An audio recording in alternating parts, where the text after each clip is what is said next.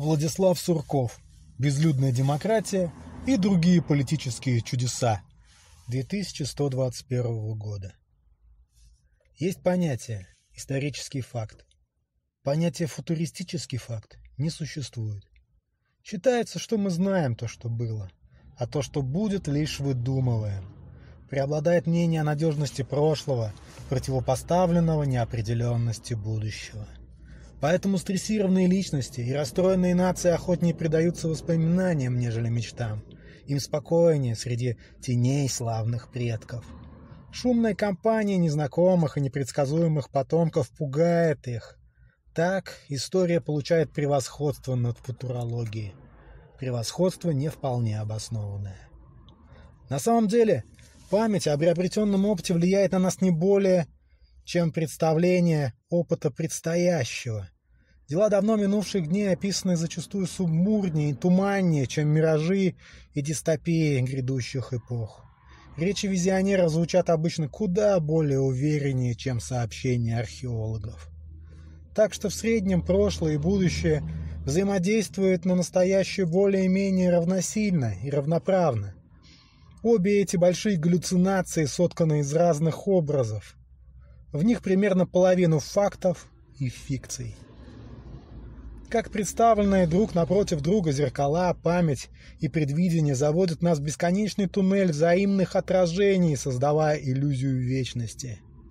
Их симметричность и зеркальность наглядно выражаются в мифах о возвращении богов и героев. Иисус Рождества и Голгофа является христианом из прошлого. Иисус второго пришествия и хилиазма из будущего.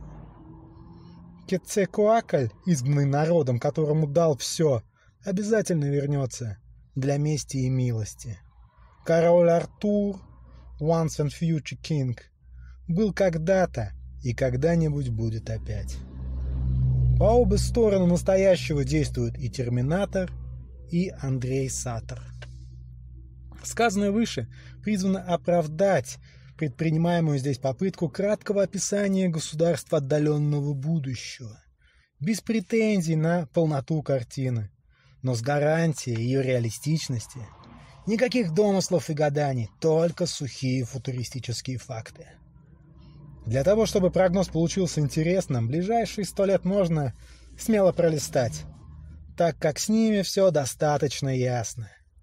Они станут времени империализма, то есть активного дележа и колонизации гиперпространства. В контексте этого гениального процесса произойдет несколько войн, в том числе, кажется, ядерная, за американское наследство. А в итоге образуется новая система глобального распределения господства и подчинения. Модели государственного устройства при этом еще долго существенно не изменятся. Политические мутации копятся медленно, и только в конце века реформы и революции породят несколько новых видов государств, которые разовьются и окрепнут к началу следующего столетия. К 2121 году эти футуристические паттерны государственности дополнят, чтобы впоследствии окончательно вытеснить привычные для нас политические организации общества. Наблюдаемый сегодня кризис представительства уже породил дискуссию о целесообразности существования классических институтов народовластия, таких как парламентаризм. Депутат в качестве средства коммуникации народа с властью народа выглядит, на взгляд некоторых экспертов, довольно архаично. Когда джентри сажали на лошадку одного из своих соседей по заболоченному захолустью и посылали его в Лондон донести их общее мнение до короля, это было разумно, ибо тогда королю нельзя было позвонить или отправить СМС. Зачем, спрашивается, кого-то выбирать и куда-то посылать, оплачивая посланному проезд и обильное питание сегодня, когда есть интернет, способный со скоростью света передать ваше мнение кому угодно, минуя упитанных посредников? Не риторический вопрос, на который есть и такой ответ. В общем-то, незачем. Политическое представительство проваливается по всем направлениям. С одной стороны, народные представители, по небесспорному, конечно, утверждению критиков западной демократии, превращаются в узурпаторов и манипуляторов, искажая сигналы, подаваемые народом. С другой стороны, и сам народ, в свою очередь, посылает все более путанные сигналы, поскольку живых избирателей тянет и прикрикивают банды наглых ботов, фейковых аккаунтов и прочих виртуальных иммигрантов, дополняющих политическую реальность до степени неузнаваемости. В нашей электронной современности уже существуют технические возможности для того, чтобы граждане могли представлять себя сами, напрямую включаясь в процессы принятия решений. Если понадобится очередной закон о, допустим, каком-нибудь пчеловодстве, то в его составлении, внесении, обсуждении и принятии могут непосредственно в режиме онлайн участвовать все, кому есть до этого дело. Пчеловоды, любители меда, косметологи и фармацевты, люди, покусанные пчелы, и люди, покусавшие пчел, и аллергики, и юристы, производители ульев и дымарей, пчелофилы и пчелофобы, и, наконец, просто те, кому всегда есть дело до всего. В этой схеме нет парламента. Вместо него средства связи, алгоритмы и модераторы. И это ложное освобождение. Избавляясь от конгрессменов-узурпаторов, избиратель тут же попадает во всемирную паутину и запутывается в сети. Он вступает в двусмысленные и неравноправные отношения с миром машин. Алгоритмы уже давно распоряжаются средствами инвесторов на глобальных финансовых рынках. Основные политические практики, как законодательные, так и более электоральные, ничуть не сложнее фондовых и валютных транзакций. И уж если люди доверяют электронному алгоритму самое дорогое, что у них есть, любимые деньги, то ничего не мешает доверять ему какие-то там политические убеждения, твердость которых, увы, обратно пропорциональна ликвидности. Выборы, законотворчество, многие функции исполнительной власти, судебные и арбитражные разбирательства, дебаты и даже протестные акции – все это можно будет делегировать, не покидая вечеринку, искусственному интеллекту. Общество перестает содержать своих дорогих представителей, что приведет к краху сразу двух грандиозных бюрократий – профессиональных лоялистов и профессиональных же протестников.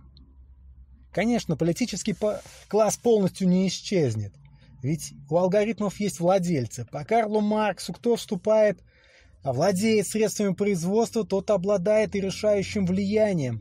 В цифровую эпоху это IT-гиганты, которые поворачиваются передом, дружественным интерфейсом к народным массам, а задом гостеприимно распахнутым бэкдором к спецслужбам. Цифровики и силовики таким образом останутся в игре. Но все же количество рабочих мест политической индустрии радикально сократится. Цеха высокотехнологичных, автоматизированных и роботизированных предприятий таинственны и пустынны. Есть специальный термин для их обозначения – безлюдное производство. В результате неизбежной цифровизации и роботизации политической системы возникнет высокотехнологичное государство – безлюдная демократия. Главной особенностью безлюдной демократии станет резкое снижение роли человеческого фактора в политическом процессе. Вожди и толпы постоянно покидают историческую сцену, а выйдут на нее машины. Маршал МакКуин считал машины продолжением человеческих органов.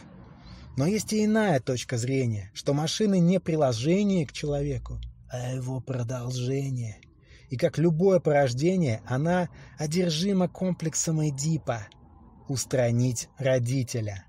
Как человек произошел от обезьяны, так и машина происходит от человека и занимает его место на вершине эволюции. Человеческое. Слишком человеческое государство веками развивалось как постоянно расширяющаяся семья.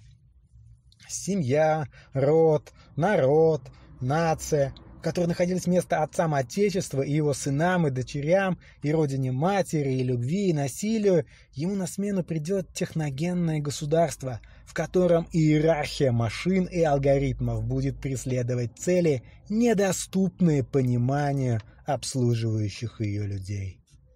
Железная логика машинного мира неуклонно стремится исключить человеческий фактор, понятие, давно ставшее синонимом фатальной ошибки, ради эффективности систем управления.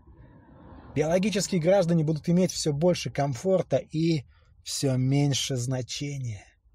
Безлюдная демократия станет высшей и финальной формой человеческой государственности в преддверии эры машин. На ее платформе выстроится линейка вторичных и промежуточных моделей политического существования: карликовая сверхдержава, экологическая диктатура, постпатриотическое общество, виртуальная республика. Несколько небольших по территории и населению стран смогут нарастить столь мощные кибернетические ресурсы, что окажутся в состоянии контролировать значительную часть пока еще ничейного киберпространства и при необходимости парализовать военные и экономические потенциалы самых больших государств. Так, как в XVI веке крохотная Португалия обрела несоразмерное могущество с помощью всего нескольких десятков кораблей, пару тысяч моряков и купцов и своевременно захватила ничейных морских путей, так и будущие карликовые сверхдержавы посредством умело комбинируемых технологий и ВАР, и коммерс сравнятся по влиянию с традиционными сверхдержавами. Ряд правительств решится на принудительное ограничение потребления под давлением обостряющихся экологических проблем. Эти злосчастные правительства испытают на себе всю силу гнева заматеревшего общества потребления. Народы не хотят прозябать в условиях жесткой экономии. Онеомания, давно ставшая едва ли не единственным экзистенциалом обывательского бытия, вдохновит их на активное сопротивление экологически озабоченным властям. Восстания воинствующих шопоголиков, геодонистов и консюмеристов потрясут основы социального порядка и вызовут встречные массовые репрессии. Так сформируются экологические диктатуры с недобрым лицом Греты Тунберг на гербах и банкнотах. Герфрид Мюнклер, характеризуя отдельные западные общества как постгероические, обозначает важную тенденцию исключения жертвенности из политики. Это один из стимулов угасания патриотизма. Почитание предков, историческое родство как основа идентичности, готовность к подвигу, страданию и смерти и другие иррациональные начала национального государства не очень решительно, но весьма последовательно отодвигаются ради культа комфорта и торгово-прагматического взгляда на отношения личности и социума. Постгероизм приведет к постпатриотической, постнациональной государственности по расчету, а не по любви к Отечеству. Некоторые великие городские агломерации, будучи рассадниками космополитизма, обособятся в автономные сообщества меркантильных людей без роду и племени, приблизившись к либертарианскому идеалу государства как гипертрофированного коврокинга, не отягощенного сентиментальной идеологией долга и верности. Правительства не смогут навязать себя человеку в качестве родины и фатерлянда и станут для него только совокупностью специфических сервисов. Виртуальные республики покажут пример создания государств без территории. Их население составят как цифровые двойники реальных людей, так и абсолютно бестелесные, чистопородные боты, возникнув, возможно, в Даркнете, как полулегальные налоговые гавани или пиратские маркетплейсы, или просто как игровые пространства, существуя исключительно в сети, они постепенно обзаведутся стабильной экономикой, системой управления, кибероружием и коллективной гордостью, то есть всей полнотой суверенитета, и превратятся в равноправных участников международных отношений, Гражданин такой виртуальной страны своим юридическим телом будет обитать в ее суверенном цифровом облаке, а физическим, если такое имеется, на твердой земле обычного государства, как иностранец. Да и повсюду люди будут чувствовать себя в каком-то смысле иностранцами, чужаками. Выбор будет невелик — быть в гостях у машины, либо в услужении у нее. Лучше ли 2121 год, чем 1984? Светло ли будущее? Прекрасно ли оно? Как посмотреть? Красота ведь в глазах смотрящего, как и справедливость, и свобода, и много чего еще. Умно ли это предсказывание? Серьезно ли? Трудно сказать. Во всяком случае, оно достаточно нелепо, чтобы сбыться. Оно и сбудется. Qui absurdum. Вячеслав Сурков специально для актуальных комментариев.